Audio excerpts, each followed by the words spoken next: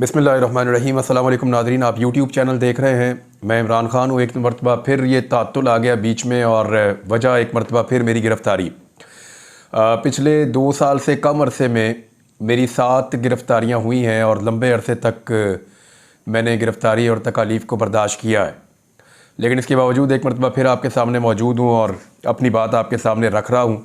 जो ख़बरें हैं वो आपके साथ शेयर करूँगा और जो फैक्ट्स हैं वो आपके सामने रखूँगा और जो हक़ाइक़ हैं वो आपके साथ वो बांट लेंगे हम, क्योंकि जो इन्फॉर्मेशन आती है वो रुकती तो नहीं है। क्योंकि ये इन्फॉर्मेशन का दौर है, सोशल मीडिया का दौर है, इसके अंदर इन्फॉर्मेशन रुक नहीं सकती, बार बार कोशिश की जाती है। अभी लास्ट टाइम ये हुआ कि 22 तारीख की रात को मैं अपने घर पे ही मौजूद था। इससे पहले PMLN ने एक प्रोपेगेंडा चलाया था। मुस्लिम लीग नून के अकाउंट थे, उसमें कुछ मुस्लिम लीग नून के बहुत हमायत याफ्ता दानश्वर टाइप लोग भी मौजूद थे और उन्होंने कुछ ऐसा ट्रेंड चलाया कि मैंने कुछ ऐसा किया जिससे काजी फ़ायद ईसा साहब जो चीफ़ जस्टिस हैं पाकिस्तान के, उनकी जान को ख़तरा है। हालांकि ऐसा कुछ हुआ नहीं था, मैंने अपने से कोई मौक़िफ़ भी नहीं दिया था, कुछ भी नहीं मौक़िफ़ दिया था, लेकिन जानबूझ के ये ट्रेंड चलाया गया। और बाद में जिन लोगों ने मुझे उठाया घर से, उन्होंने जब इस बारे में मेरे से पूछा तो मैंने उनसे पूछा, बताओ मैंने क्या कहा है, दिखाओ कोई एक जुमला, कोई एक लिखी हुई चीज़, कोई मेरी बोली हुई चीज़। तो उनके पास कुछ नहीं था सवाए इसके कि पूरे मुल्क में शोर मचा हुआ है। वो एक प्रोपेगेंडा चलाया गया एक पॉलिटिकल पार्टी PMLN की जानिब से और उस प्रोपेगेंडा को बेस बनाकर मेरे घर के ऊपर एक छापा मारा गया और दर्जनों की तादाद में जो है वो पुलिस वाले मेरे घर के अंदर दाखिल हो गए। मैंने उनको गिरफ़्तारी दे दी थी और मैंने उनसे कहा था कि आप मेरे घर के अंदर ना जाएँ और मुझे वारंट दिखाएँ, तो उनके पास वारंट मौजूद नहीं थे। यानी मेरे घर के अंदर दंदनाते हुए पुलिस वाले और एंटी करप्शन वाले दाखिल हुए, उनके पास कोई वारंट नहीं थे, वो मेरे घर के अंदर तक दाखिल हुए, मेरे घर वालों को हरासा किया बाद में। और मुझे वापस आने के बाद पता चला कि मेरे एक बच्चे की तबीयत भी ख़राब हो गई थी उनकी इस हरकत की वजह से। बहरहाल ये हम बार बार फेस कर रहे हैं, लगातार फेस कर रहे हैं, हरासमेंट कंटिन्यूसली हो रही है। और फिर मुझे गिरफ़्तार करके ले गए। पहले मेरे ऊपर केस बना दिया कोई एंटी करप्शन का, मेरे वालिद साहब पे भी बना दिया। तो अदालत के अंदर जो है वो जिस तरह उनका केस नॉकआउट हुआ वो पूरी दुनिया ने देखा। जितने लोग वहाँ थे उन्होंने रिपोर्ट किया कि बगलों में झांक रहे थे और जवाब किसी बात का नहीं था। कोई सवाल जो मैंने अदालत में उठाया उसका जवाब दिया वो एंटी करप्शन वालों ने, तो नील उनके पास जवाब था, ज़ीरो बटा ज़ीरो। और जो जज साहब ने सवालात पूछे उनका भी उनके पास जवाब नहीं था। तो बिल्कुल एक फेक और झूठा मुकदमा बनाकर उन्होंने मेरे खिलाफ पेश किया, जिसके अंदर उनको बहुत शर्मिंदगी हुई, बहुत उन्होंने हजीमत उठाई। मेरे घर से मेरे सारे मोबाइल टेलीफोन्स गैजेट सारे उठाकर ले गए, रिकॉर्डिंग का सामान। फिर मेरी जो गन्स थी सिक्योरिटी गार्ड्स के पास वो भी छीन कर ले गए। और बाद में ये सारा सामान जो है वो मैंने कल के दिन में हासिल किया वापस। इतने लंबे अरसे के बाद वो मुझे सामान मिला है, हालांकि हम बार बार लिखते रहे लेकिन वो मिल नहीं रहा था।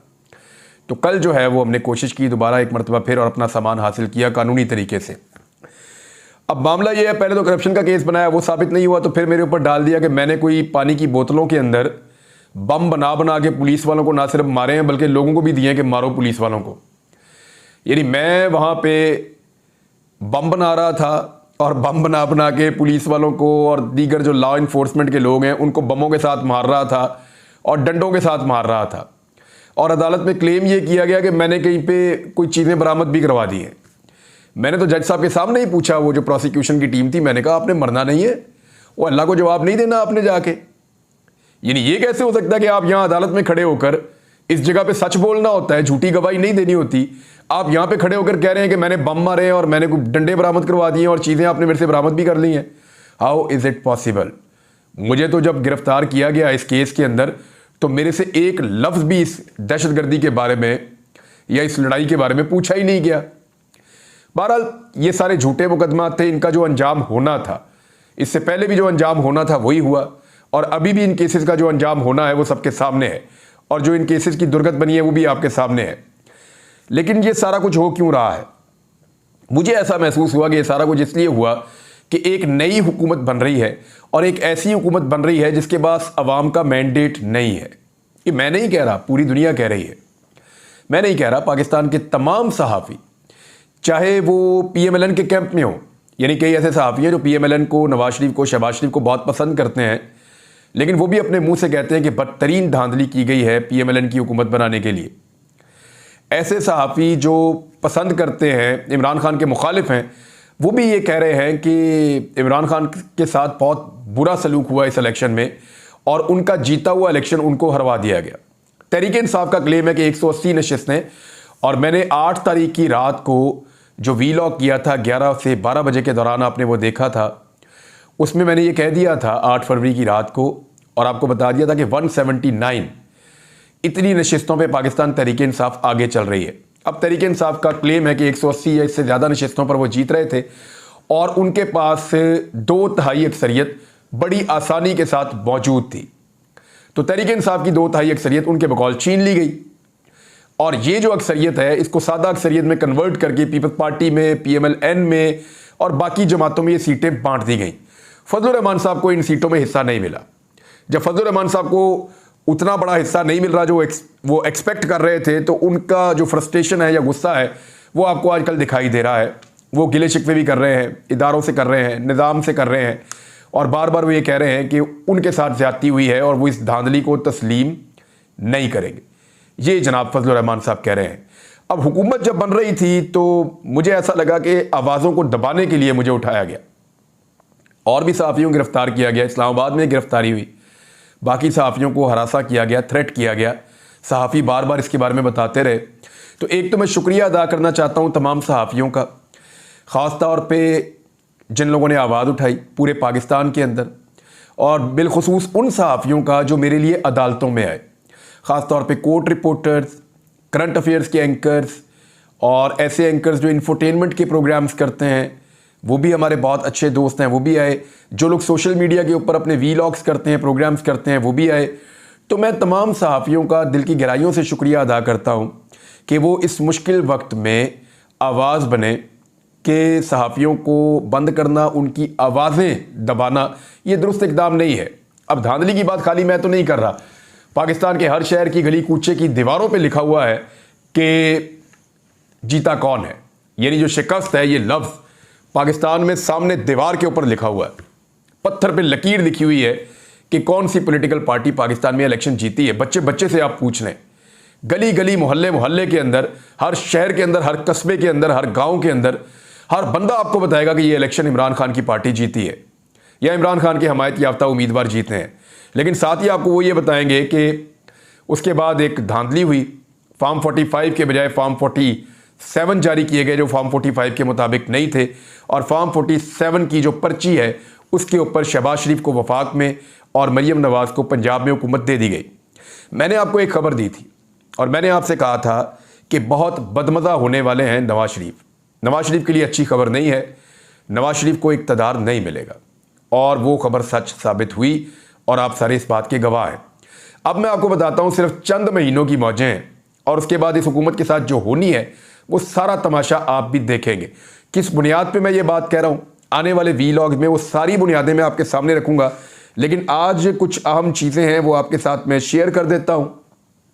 सबसे पहली चीज़ ये है कि साइफ़र का मुकदमा, मैंने आपसे अर्ज़ किया था जब ये मुकदमा तीनों, एक साइफ़र का था, एक इद्दत में निकाह का था और एक तोशा खाना का था, जिस उजलत के अंदर एक हफ्ते के अंदर अंदर ये सारे मुकदमात के फैसले सुनाए गए और जिस तरीके से रात के टाइम पे अदालतें लगाई गई, जिस तरीके से हक ही नहीं दिया गया इमरान खान साहब के या शाह महमूद कुरैशी साहब के वकला को कि वो वहाँ पे दलाइल दें या वहाँ पे जरा करें। तो जब ये सारी चीज़ें ख़त्म हो रही थी तो मैं आपको कह रहा था कि इन ट्रायल्स के अंदर जानबूझकर ऐसी गलतियाँ मुझे दिखाई दे रही हैं जिनका फ़ायदा आने वाले दिनों में इमरान खान को या शाह महमूद कुरैशी को होगा, और अगली स्टेज के अंदर जो अदालतों के अंदर ये केसेस जाएंगे तो ये उड़ जाएंगे केसेस, इनकी कोई हैसियत नहीं रहेगी। अब इस्लामाबाद के अंदर ये केस लगा है, इसके कुछ फैक्ट्स हैं जो मैं आपके साथ शेयर कर देता हूँ साइफ़र वाले मुकदमे के।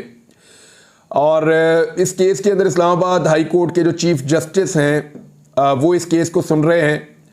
हालांकि वो पाकिस्तान तहरीक इंसाफ के हवाले से ये बार बार हैरत का इजहार किया जाता है कि तहरीक इंसाफ के हर मुकदमे में कादी फ़ाइज़ ईसा साहब जो सुप्रीम कोर्ट ऑफ पाकिस्तान के चीफ जस्टिस हैं वो क्यों केसेस सुनते हैं। हालांकि PTI के लोगों को ये लगता है कि शायद कादी फ़ाइज़ ईसा साहब जो भी फैसला देते हैं वो पाकिस्तान तहरीक इंसाफ के ख़िलाफ़ ही जाता है, चाहे वो बल्ला वापस लेने का फ़ैसला हो। यानी पेशावर हाई कोर्ट ने कह दिया था कि बल्ले का निशान तहरीक इंसाफ का हक है, लेकिन वो हक जो है वो वापस हो गया जब कादी फ़ायज़ ईसा साहब की अदालत में ये केस गया। और बल्ले का निशान वापस होने का आज नतीजा ये है कि एक हॉर्स ट्रेडिंग का बहुत बड़ा बाजार खुला। पाकिस्तान तहरीक इंसाफ को लोगों ने वोट तो उसी तरह दिया, रिएक्शन में आके शायद ज़्यादा दिया, निशान ढूंढ ढूंढ के लोगों ने ठप्पे लगाए।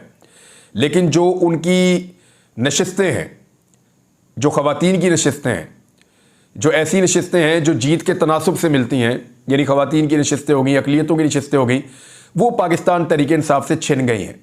अब वो तहरीक इंसाफ को नहीं मिल रही, या सुन्नी इत्तेहाद कौंसिल जिनको उन्होंने ज्वाइन किया है वहाँ पे नहीं मिल रही, लेकिन वो सीटें हारने वाली जमातों को मिल रही हैं, यानी पीपल्स पार्टी को, PMLN को और फजलुर रहमान साहब को और बाकी जमातों को वो सीटें बांटी जा रही हैं। ये नज़ीर हमने माजी में कभी नहीं देखी। यानी जहाँ पे एक पॉलिटिकल पार्टी को शिकस्त हुई है तो शिकस्त होने के बावजूद उनको मखसूस नशिस्तें मिल जाएंगी, ये कैसे हो सकता है? यानी लोगों ने उनको रिजेक्ट किया, इसकी बुनियाद पे उनको मखसूस नशिस्तें दे दी जाएं, ये कहाँ का इंसाफ है? लोगों ने जिस पार्टी को रिजेक्ट नहीं किया और उस पार्टी को वोट दिया, उसकी मखसूस नशिस्तें छीन कर लोगों ने जिस पार्टी को रिजेक्ट किया उसको दे दी जाएं। अब इसके पीछे भी एक खेल है। मैं जो कोर्ट रिपोर्टर्स हैं इस्लामाबाद के, बड़े सीनियर जर्नलिस्ट हैं, जिनमें सदीक जान एक बहुत बड़ा नाम है, साकिब बशीर साहब हैं, कुछ और दोस्त हैं, उनसे जब बात होती है तो बड़ा क्लियरली बता रहे हैं कि उनको ये दिखाई दे रहा है कि 224 का नंबर पूरा करने की कोशिश की जा रही है, कि किसी तरह भी शहबाज शरीफ के पास 224 का नंबर होना चाहिए, 2/3 अक्सरियत, क्योंकि कुछ ऐसे कवानीन हैं जिनके ऊपर कानून साजी होनी है, कुछ ऐसी चीज़ें हैं जिनके ऊपर कानून साजी की जाएगी, और वो 224 का नंबर होना ज़रूरी है। उसमें एक चीज़ ये भी कही जा रही है कि कादी फ़ायज़ ईसा साहब को एक्सटेंशन मुबज्जना तौर पे मिल सकती है, जिसके बाद वो एक लंबे अरसे तक के लिए चीफ जस्टिस ऑफ पाकिस्तान के ओहदे के ऊपर बराजबान रहेंगे। लेकिन कादी फ़ायज़ ईसा साहब रहते हैं तो फिर हालात PTI के लिए क्या होंगे वो आप अंदाज़ा कर सकते हैं, क्योंकि इससे पहले उनके तमाम फैसले पाकिस्तान तहरीक इंसाफ के लिए मुश्किलात ही पैदा करते चले आए हैं। अब इसी तरह इस्लामाबाद हाई कोर्ट के जो चीफ जस्टिस हैं, वो जब केस सुनते हैं पाकिस्तान तहरीक इंसाफ का, तो तहरीक इंसाफ के लोगों को हैरत होती है कि एक तासुर बना हुआ है कि ये इस्लामाबाद हाई कोर्ट के चीफ जस्टिस तहरीक इंसाफ के खिलाफ ही फैसला आएगा, इनकी तरफ से जब भी आएगा। इससे पहले ऐसी कुछ मिसालें मौजूद भी हैं। तो वो भी इस केस को सुन रहे हैं, साइफर वाला केस उनके पास आया, लेकिन केस में इतनी बड़ी बड़ी गलतियाँ हैं जो पॉइंट आउट हुई हैं, बहुत सारी चीज़ें हैं, आपने बहुत सारी चीज़ें आप तक पहुँच भी गई होंगी। मैं सीधा चीज़ें आपको बता देता हूँ। सलमान सफदर साहब जो हैं वो वकील हैं पाकिस्तान तहरीक इंसाफ के बानी इमरान खान साहब के, और इनके अलावा जो है वो शाह महमूद कुरैशी साहब जो हैं उनके ऊपर भी यही केस है। इस केस की जब समाअत हुई तो उन्होंने कहा जी 5 अक्टूबर 2022 को एक इंक्वायरी शुरू होती है इस केस से मुताल्लिक। ये सलमान सफदर साहब अदालत को बता रहे हैं। उन्होंने कहा कि इस हवाले से, इस इंक्वायरी के हवाले से कोई दस्तावेज़ात अदालती रिकॉर्ड पर नहीं है। ये बहुत अहम नुक्ता है। फिर उन्होंने कहा कि अगर ये दस्तावेज ही रिकॉर्ड पर नहीं है तो केस की बुनियाद ही नहीं है, केस तो खत्म हो गया, शुरू होने से पहले ही केस खत्म हो जाएगा। और ये बड़ा अहम नुक्ता है, जिस चीज़ की बुनियाद के ऊपर ये सारा केस खड़ा किया गया वो बुनियाद ही मौजूद नहीं है अदालती रिकॉर्ड के अंदर। फिर तफ्तीशी अफसर ने अपने बयान में यह बताया कि 5 अक्टूबर को इंक्वायरी DG FIA की हदायत पर शुरू हुई। DG FIA ने अगर हदायत दी है तो उनका बयान रिकॉर्ड होना चाहिए था, और वो इस केस में गवाह भी नहीं बने। ये भी एक बड़ा अहम नुक्ता है। साथ उन्होंने कहा इंक्वायरी कंप्लेंट दायर होने से पहले शुरू हुई, यानी एक तरफ अभी तक कंप्लेंट दायर नहीं हुई, शिकायत दर्ज होने से पहले ही इंक्वायरी शुरू हो गई। इस तरह तो पूरा का पूरा स्ट्रक्चर ही तबाह हो गया इस मुकदमे का। यह है जी पाकिस्तान तहरीक इंसाफ के केस का एक हिस्सा। दूसरा हिस्सा इसका यह कहता है कि जिस उजलत के अंदर यह ट्रायल हुआ यह बहुत अजीब है। अच्छा, ये मामला जो है ये जजेस ने भी उठाया, यानी जस्टिस मियां गुल हसन औरंगजेब साहब ने कहा कि ट्रायल की इतनी जल्दी क्या थी, ये उन्होंने सवाल उठाया। इस पर वकील साहब ने कहा कि शायद ये किसी डेडलाइन को पहुंचना चाह रहे थे, और वो आप लोगों को आइडिया है कि इलेक्शन क्योंकि बिल्कुल सर पे था तो उससे पहले पाकिस्तान तहरीक इंसाफ के बानी चेयरमैन इमरान खान को पे दर पे सजाएं सुनाई गई 31 साल तक, और इससे ये तासुर बनाया गया कि शायद इससे लोग मायूस हो जाएंगे और वो फिर इमरान खान को वोट नहीं डालेंगे कि इस बंदे ने तो 30-31 साल जेल में ही रहना है, तो जिस बंदे ने जेल में ही रहना है तो उसको वोट डालने का फ़ायदा क्या, तो शायद वोटर बाहर नहीं निकलेगा। लेकिन ये फार्मूला काम नहीं किया, लोगों ने हैरान परेशान कर दिया 8 फरवरी को। और शिकस्त जो है, जैसे मैंने पहले आपको कहा कि पाकिस्तान में हर दर दीवार के ऊपर शिकस्त को लिख दिया पाकिस्तानियों ने। जिसने आज पढ़ना है आज पढ़ ले, जिसने कल पढ़ना है कल पढ़ ले, जिसने 1 साल के बाद पढ़ना है वो 1 साल के बाद पढ़ दे। लेकिन 6 महीने मैं आपको बता रहा हूँ वो एक ऐसा टाइम है कि उसके बीच में बहुत सारी चीज़ें बदलेंगी। जैसे नवाज शरीफ बहुत बदमज़ा हुए थे, अभी और बहुत सारे लोग बदमज़ा होने वाले हैं। अब आ जाएं इस बात के ऊपर कि अदालत ने किस तरीके से सरकारी वकला को मुकर्रर किया इमरान खान के बिहाफ पे और शाह महमूद कुरैशी के बिहाफ पे, और किस तरीके से जल्दी जल्दी नोटिस और डेडलाइंस जारी की, और वो नोटिस जो है वो ऊपर नीचे जारी कर दिए आधे आधे घंटे के वक्फे के अंदर। ये वकला ने सारी चीज़ें आज रखी हैं अदालत के सामने। तो मैंने आपसे कहा था कि चाहे वो तोशाखाना का ट्रायल है, चाहे वो साइफर का ट्रायल है, अब ये साइफर वाला ट्रायल जो है इसको लाइव टीवी पे दिखाना चाहिए। आज कुछ साफ़ी ये कह रहे थे, वो कह रहे थे अदालतों में आज हमने जो मनादिर देखे हैं ना इमरान साहब, इसको तो टीवी के ऊपर लाइव दिखाना चाहिए ताकि पाकिस्तानियों को पता चले कि कानून के साथ कैसा भोंडा मजाक हुआ है साइफर के ट्रायल में, और इतनी गलतियां हैं उसके अंदर कि ये टिक ही नहीं पाएगा अदालत में। अब डिपेंड करता है कि अदालत कितनी जल्दी और कैसा इंसाफ फराहम करती है। इसी तरह जो तोशाखाना केस है वो भी नहीं ठहर पाएगा, और इद्दत में निकाह वाला केस तो वैसे ही मज़ायका केस है, वो भी उड़ जाएगा। अगर ये मुकदमात ख़त्म हो जाते हैं तो इमरान खान साहब को आज़ादी मिलना यकीनी हो जाएगा, क्योंकि कल भी वो 2 मुकदमात में से निकल गए हैं इमरान खान साहब। जो उनके ऊपर मुकदमात बनाए गए थे कोई तशद्दुद के और दीगर चीज़ों के, उसमें से इमरान खान साहब कल भी बरी हुए हैं। तो इस तरह वो चीज़ों में से निकलते चले जा रहे हैं। अगर ये मुकदमात ख़त्म हो जाते हैं आला अदलिया से, तो उसके बाद इमरान खान साहब की आज़ादी के रास्ते की रुकावटें दूर हो जाएंगी। कुछ और खबरें भी हैं जिनमें हसन और हुसैन नवाज साहब के मुकदमात जो हैं वो एकदम ही छूमंतर हो गए। यानी जो लोग 7 साल से उनके मुकदमात ख़त्म नहीं होते वो 7 घंटे के अंदर ख़त्म हो गए, वो वापस आए और आके छा गए।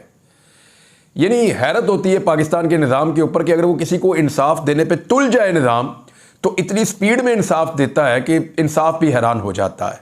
और अगर इंसाफ ना मिल रहा हो तो क्या होता है वो भी आपके सामने है।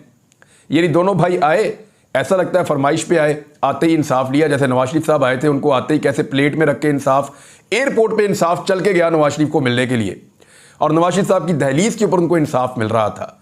ये भी होता है इस मुल्क के अंदर, आप देख सकते हैं। नवाज शरीफ साहब के वापस बाहर जाने की खबरें हैं। वैसे उनका अब जाना ही बनता है नवाज शरीफ साहब का, क्योंकि उनको अपने आप को एक नई लड़ाई के लिए तैयार करना है। इस्लामाबाद के हलकों में बाज़गश्त है कि नवाज शरीफ साहब जो उनके साथ ज़्यादती हुई है, जो उनकी अपनी पार्टी के लोग कह रहे हैं कि नवाज शरीफ के साथ ज़्यादती हुई है, नवाज शरीफ साहब इस ज़्यादती को ज़्यादा देर तक बर्दाश्त नहीं कर पाएंगे। सिंध के डाकू है कच्चे के, उनके बारे में बात करनी है। नेक्स्ट वीलॉग में आपके साथ बात करूँगा। अली अमीन गंडापुर के वारंट हैं, उनके ऊपर भी बात करेंगे। लेकिन 1-2 चीज़ें मैं आपके साथ शेयर कर देता हूँ जाते जाते। एक तो खैबर पख्तूनख्वा की जो गवर्नमेंट के लोग हैं उन्होंने कहा कि अगर इमरान खान साहब की सिक्योरिटी का इशू है तो उनको हमारे हवाले किया जाए। इस खबर को आप फेंक नहीं सकते। कुछ और भी इशूज़ हैं, पाकिस्तान में दहशतगर्दी के वाक़यात बढ़ रहे हैं और पाकिस्तानी फोर्सेस उनसे निमट रही हैं। गुज़िश्ता दिनों हमारे कुछ जवान शहीद भी हुए हैं। अल्लाह ताला जो है वो पाकिस्तान के लिए आसानियाँ पैदा करे। हमने दहशतगर्दी की लड़ाई को पहले भी जीता है, इस लड़ाई को हम फिर भी जीत लेंगे। और इस लड़ाई को ये कौम जब भी मिलती है इसमें से जीत जाती है। जब भी कौम मिलकर खड़ी होती है तो हर मसले में से निकल जाती है। लेकिन इस वक्त जो बड़े मसाइल हैं वो ये हैं कि पाकिस्तान की इकॉनमी और पाकिस्तान के अंदर जो गवर्नमेंट बनी है उसके ऊपर लोगों का ट्रस्ट, ये बहुत बड़ी बड़ी चीज़ें हैं। इनको पाकिस्तान कैसे टैकल करेगा, हम इस पर बात करते रहेंगे। मैंने कुछ इंटरनेशनल स्टोरीज जो हैं वो भी आपके साथ शेयर करनी है आने वाले दिनों में। अब तक के लिए इतना ही। अपना ख्याल रखिएगा, अपने इस चैनल का भी। अल्लाह हाफ़िज़।